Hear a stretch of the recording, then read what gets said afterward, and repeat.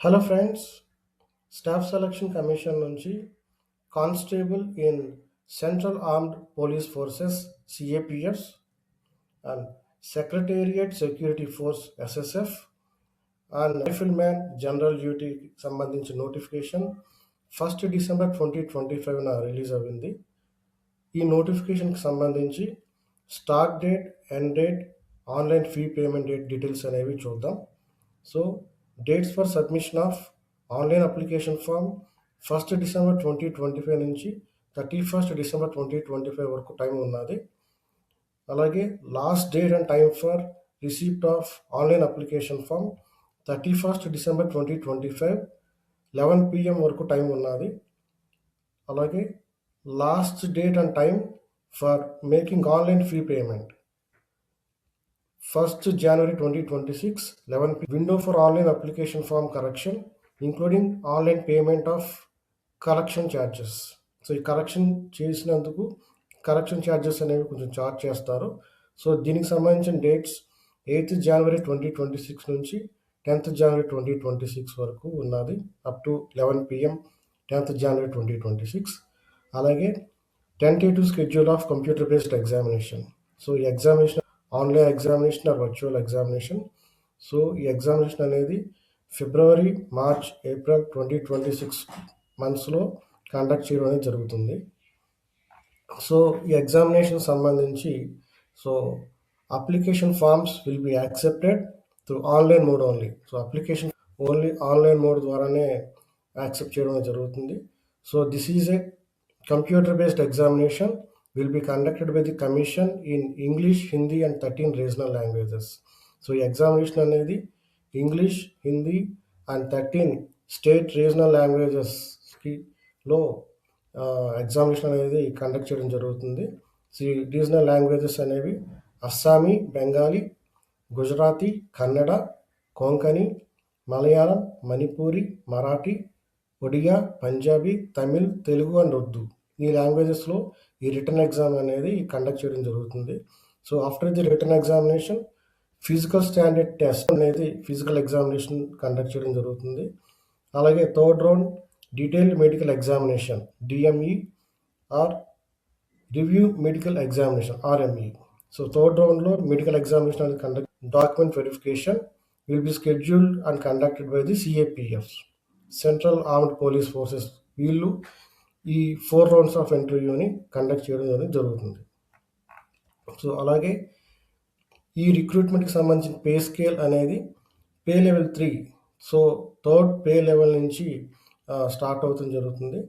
So ఈ minimum salary అనేది 21,700 నుంచి మ్యాక్సిమం శాలరీ 69,100 శాలరీ రేంజ్ అనేది ఉంటుంది. అలాగే vacancies, the details of vacancies are as follows. Vacancies చూద్దాం. సో ఇక్కడ వేకెన్సీస్ అనేవి మేల్ అండ్ ఫీమేల్, మేల్కి ఫీమేల్కి సెపరేట్గా కేటగరైజ్ చేశారు. So SC schedule caste, ST schedule tribe, OBC other backward classes, EWS economically weaker sections and UR unreserved. ఈ 5 కేటగిరీస్కి సంబంధించి వేకెన్సీస్ అనేవి ఎలా ఉన్నాయో చూద్దాం. సో బిఎస్ఎఫ్లో బోర్డర్ సెక్యూరిటీ ఫోర్స్లో 616 వేకెన్సీస్ ఉన్నాయి. అలాగే CISF central industry security force, ఇందులో 14,500. CRPF central reserve police force, ఇందులో 5,490 వేకెన్సీస్ ఉన్నాయి. So SSP services selection board, ఈ కేటగిరీలో 1764 వేకెన్సీస్ ఉన్నాయి. ITBP Indo Tibetan border vacancies ఉన్నాయి. ఏఆర్ ఆర్మ్డ్ రిజర్వ్, ఈ కేటగిరీలో 1706 వేకెన్సీస్ ఉన్నాయి. సో మీరు నోటిఫికేషన్లో క్లియర్ కట్గా చూడొచ్చు టోటల్ నోటిఫికేషన్స్, టోటల్ వేకెన్సీస్ అనేవి ఎన్ని ఉన్నాయి అనేది. సో అలాగే నోటిఫికేషన్కి సంబంధించి ఎవరైతే ఎలిజిబుల్ అనేది, so nationality or citizenship. So the candidate must be a citizen of India. So candidate ఎవరైతే అప్లై చేస్తారో, అప్లికెంట్ ఎవరైతే ఉన్నారో వాళ్ళు కంపల్సరీ ఇండియన్ సిటిజన్షిప్ కంపల్సరీ కలిగి ఉండాలి. So other than Indians are not allowed. అలాగే ఏజ్ లిమిట్ అనేది 18 to 23 years. So 18 to 23 years ఇచ్చారు. యాజ్ ఆన్ 1st January 2026కి 18 to 23 ఇయర్స్ ఇన్ బిట్వీన్లో ఉండాలి. సో వాళ్ళైతేనే ఎలిజిబుల్ అవుతారు ఈ నోటిఫికేషన్కి అప్లై చేయడానికి. సో ఏజ్ లిమిట్ సంబంధించి రిలాక్సేషన్ కూడా ఇచ్చారు. సో ఎస్సీ ఎస్టీ కేటగిరీకి 5 ఇయర్స్ ఏజ్ రిలాక్సేషన్ ఇచ్చారు. ఓబీసీ కేటగిరీకి 3 ఇయర్స్ ఏజ్ రిలాక్సేషన్ ఇచ్చారు. ఎక్స్ సర్వీస్ మెన్కి 3 ఇయర్స్ ఏజ్ రిలాక్సేషన్ ఇచ్చారు. అలాగే children and dependent of victims killed in the 1984 years, so unreserved అంటే ఎకనామికల్లీ వీకర్ సెక్షన్స్కి 5 ఇయర్స్ ఏజ్ రిలాక్సేషన్ ఇచ్చారు. Children and dependent of victims killed in the 1984 years OBC other backward క్లాసెస్కి అయితే 8 years age relaxation ఇచ్చారు. Children and dependents of victims killed in the 1984 ఇయర్స్కి SC ST కేటగిరీకి సంబంధించి 10 years age relaxation ఇచ్చారు. So age limit and age relaxations అనేవి so ఇలా ఉన్నాయి. సో ఫర్దర్గా మనం ఇంకా డీటెయిల్స్లోకి వెళ్తే దీనికి సంబంధించి ఎగ్జామ్ ప్యాటర్న్, ఎడ్యుకేషన్ క్వాలిఫికేషన్ అనేవి చూద్దాం. సో ఎడ్యుకేషన్ క్వాలిఫికేషన్ అనేది the candidates must have passed the matriculation of 10th class examination. So candidate ఎవరైతే అప్లై చేస్తారో వాళ్ళు కంపల్సరీగా 10th క్లాస్ ఎగ్జామినేషన్ అనేది పాస్ అయి ఉండాలి on are before 1st January 2026. ఎవరికైతే 10th క్లాస్ ఎగ్జామినేషన్ సర్టిఫికెట్ అనేది ఉండదో వాళ్ళు ఈ నోటిఫికేషన్కి అప్లై చేయడానికి అన్ఎలిజిబుల్, ఇది గుర్తుపెట్టుకోండి. అలాగే ఈ నోటిఫికేషన్లో ఎన్సీసీ సర్టిఫికేట్ హోల్డర్స్ ఎవరైతే ఉన్నారో వాళ్ళకి ఇన్సెంటివ్స్ ఆర్ బోనస్ మార్క్స్ అనేవి యాడ్ చేయడం జరుగుతుంది. అవి ఏంటి అంటే the incentive to NCC certificate holders will be granted as the following scales. So based on the certificate incentives or bonus marks అనేవి యాడ్ అవుతున్నాయి. సో ఎన్సీసీ సి సర్టిఫికేట్ హోల్డర్స్కి 5% of the maximum marks incentives or bonus రూపంలో ఇస్తారు. అలాగే NCC B certificate హోల్డర్స్కి 3% of the maximum marks incentives or బోనస్గా add అవుతుంది.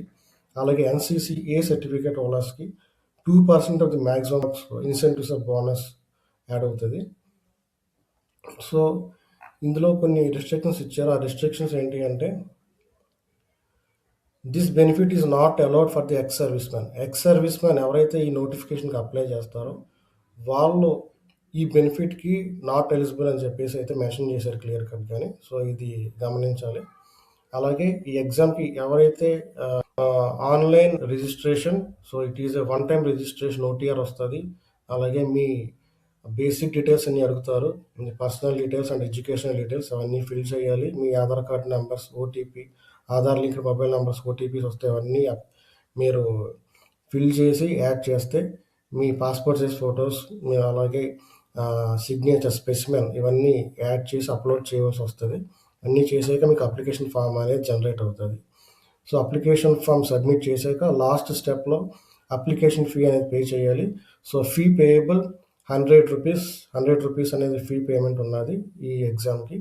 అలాగే ఉమెన్ క్యాండిడేట్స్ ఎవరైతే women candidates who belongs to scheduled caste, scheduled tribes and X service man, ఈ కేటగిరీకి సంబంధించిన ఉమెన్ క్యాండిడేట్స్ ఎవరైతే ఉన్నారో వాళ్ళు ఫీ అయితే పే చేయక్కర్లేదు. They can apply for this without payment.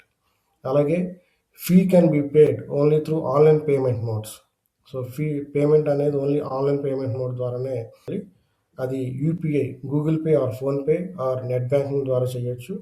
అలాగే debit. So these are the fee payment details అనేవి.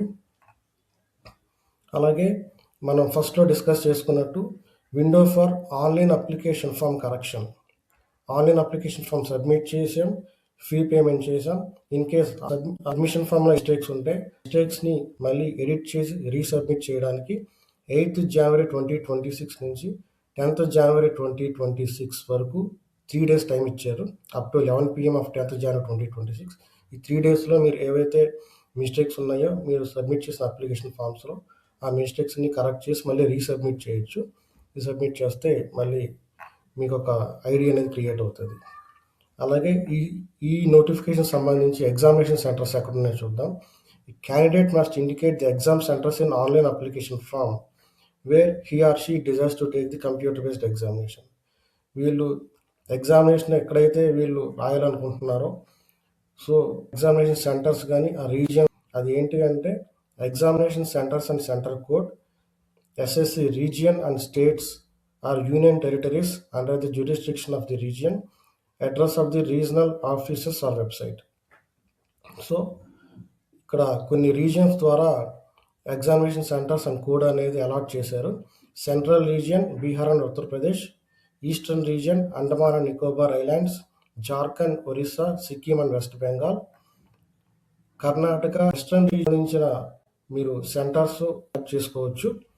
అలాగే a candidate has the option to give the preference of 3 centres anywhere in the కంట్రీలో ఎక్కడైనా సరే మీరు 3 centres అన్ని select చేసుకోవచ్చు.